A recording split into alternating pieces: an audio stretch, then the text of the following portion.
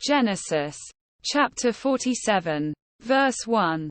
Joseph went and told Pharaoh, "My father and brothers, with their flocks and herds and everything they own, have come from the land of Canaan and are now in Goshen." Verse 2. He chose 5 of his brothers and presented them before Pharaoh. Verse 3. Pharaoh asked the brothers, "What is your occupation?" "Your servants are shepherds," they replied to Pharaoh, "just as our fathers were." Verse 4. They also said to him, "We have come to live here for a while, because the famine is severe in Canaan and your servants' flocks have no pasture. So now, please let your servants settle in Goshen." Verse 5. Pharaoh said to Joseph, "Your father and your brothers have come to you." Verse 6. "And the land of Egypt is before you. Settle your father and your brothers in the best part of the land. Let them live in Goshen. And if you know of any among them with special ability, put them in charge of my own livestock." Verse 7. Then Joseph brought his father Jacob in and presented him before Pharaoh. After Jacob blessed Pharaoh. Verse 8. Pharaoh asked him, "How old are you?" Quote. Verse 9. And Jacob said to Pharaoh, "The years of my pilgrimage are 130. My years have been few and difficult, and they do not equal the years of the pilgrimage of my fathers." Verse 10. Then Jacob blessed Pharaoh and went out from his presence. Verse 11.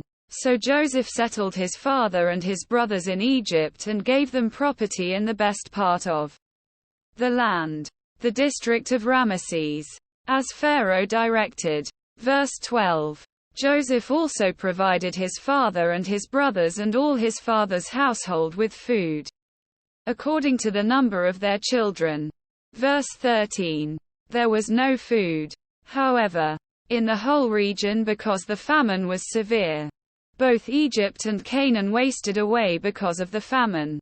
Verse 14.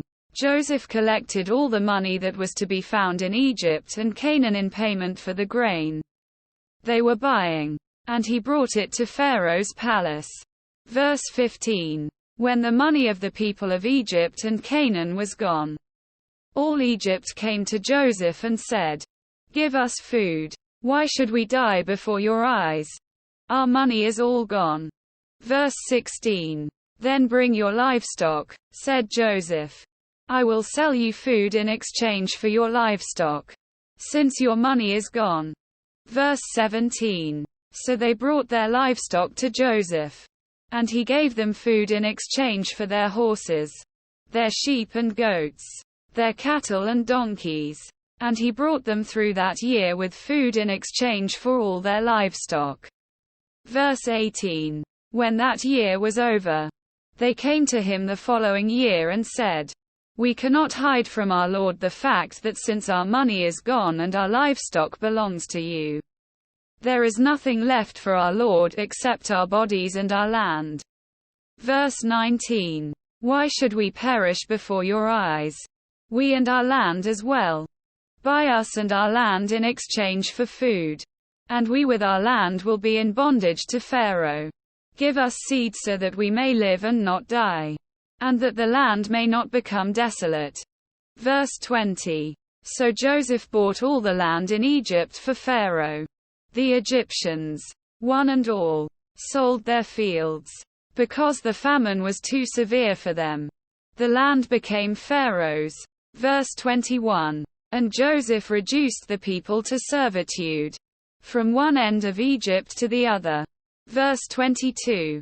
However, he did not buy the land of the priests, because they received a regular allotment from Pharaoh and had food enough from the allotment Pharaoh gave them. That is why they did not sell their land. Verse 23. Joseph said to the people, "Now that I have bought you and your land today for Pharaoh, here is seed for you so you can plant the ground." Verse 24. But when the crop comes in, give 1/5 of it to Pharaoh. The other 4/5 you may keep as seed for the fields and as food for yourselves and your households and your children. Verse 25. You have saved our lives. They said, may we find favor in the eyes of our Lord. We will be in bondage to Pharaoh. Verse 26. So Joseph established it as a law concerning land in Egypt, still in force today, that a fifth of the produce belongs to Pharaoh. It was only the land of the priests that did not become Pharaoh's. Verse 27. Now the Israelites settled in Egypt in the region of Goshen. They acquired property there and were fruitful and increased greatly in number. Verse 28. Jacob lived in Egypt 17 years. And the years of his life were 147.